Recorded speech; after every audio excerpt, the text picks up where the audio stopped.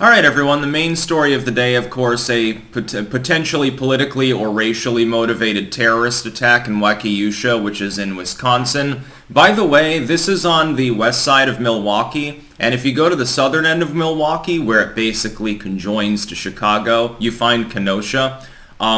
Individual identified as Darrellbrooks, SoundCloud rapper, oddly enough, with various black nationalistic and homophobic commentary, the latter of which the legacy media would much rather fixate on, I'm sure, on various social media accounts, plowing through a bunch of people at a Christmas parade, killing at least 5, injuring about 40 more. Unfortunately, I think some small children were there among the injured. I don't know if any of the small children died. Hopefully they get out of the way, but this could be retaliatory, considering it's coming only a few days after the Rittenhouse verdict.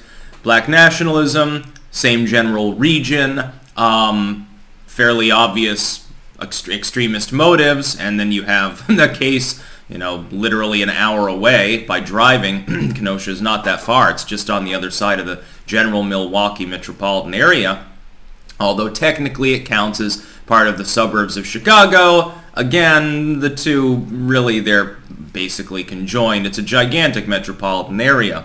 Put 2 and 2 together, and then ask yourself why the legacy media will probably lose track of this story within the next 24 hours, probably not continue to talk about it, because it doesn't line up with their stink pieces about evil white males being the main source of violence in the United States, and they're the scariest thing, white males, which is clearly not the case, but that's been their lie, you could say, and this breaks the conditioning, so to speak, so they can't talk about it too much. And I bet that I'll see in the next 24 hours pieces about how the evil white right-wing extremists are trying to justify and project their own violence off by this one-off event. This almost never happens, and I bet that the ADL and SPLC, when they compile this into their extremist crime reports, they'll class this as right-wing instead of black nationalist, or they'll put it under the general racist crime header and forget to mention the race of the perpetrator. I've noticed a pattern of this happening.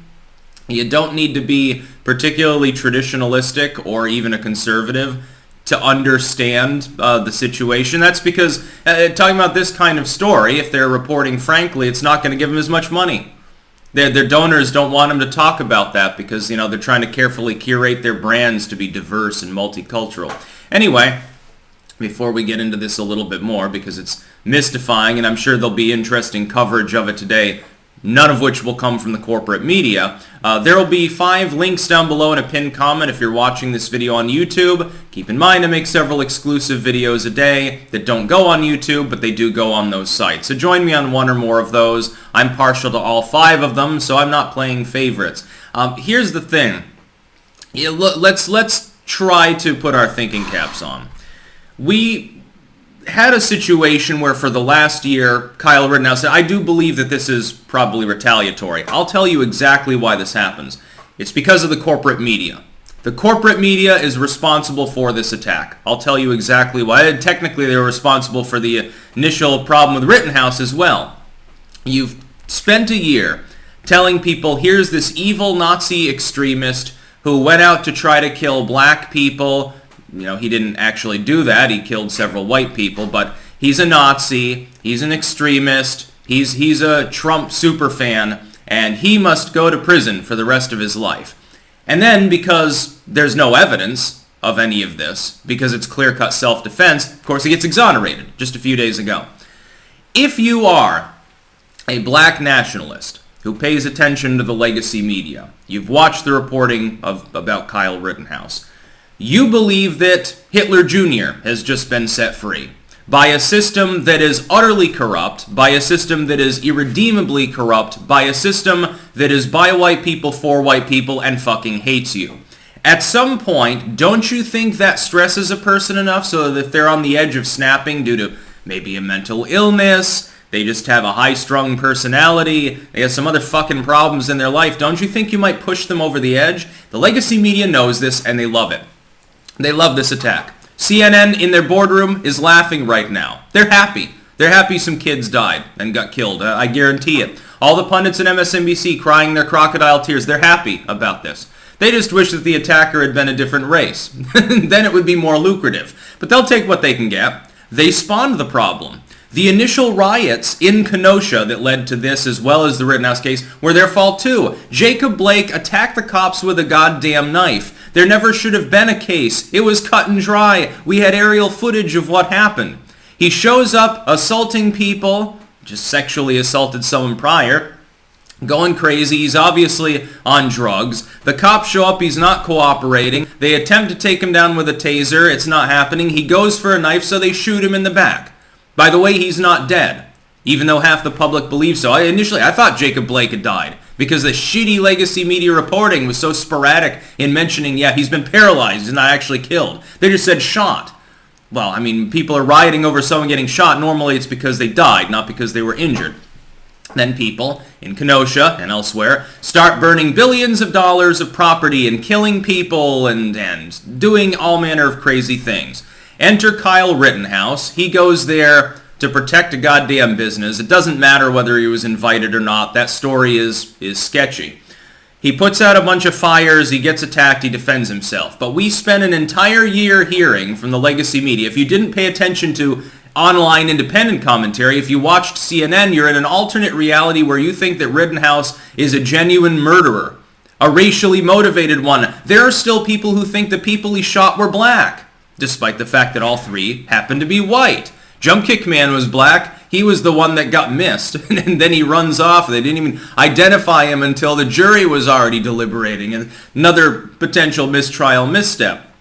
By the way, if he had been found guilty of any charges, I still think there would have been a mistrial because it was quite clearly the prosecution violating multiple constitutional amendments for Kyle Rittenhouse. That being said, here you've got a black nationalist, based on the evidence available, which is everyone has an online footprint.